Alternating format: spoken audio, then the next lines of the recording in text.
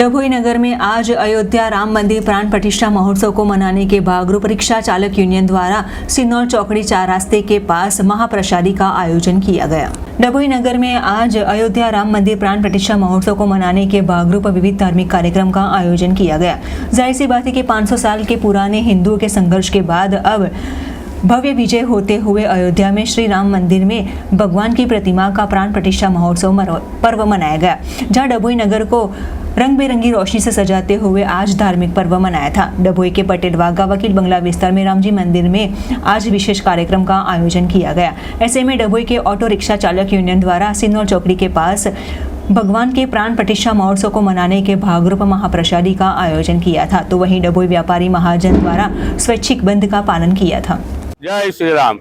भगवान रामना मंदिर प्राण प्रतिष्ठा दिवसे आज डभोईना सिन्नौर चौकड़ी रिक्शा स्टाफ द्वारा महाप्रसादीનું આયોજન કરવામાં આવ્યું છે અને આ આમ નાગરિકને અને આવતા જતા દરેક ભાવિક ભક્તોને પ્રસાદી પહોંચે તે હેતુથી સિન્નોર ચોકડી મેઇન રોડ પર આ પ્રસાદીનું વિતરણ કરવામાં આવ્યું છે।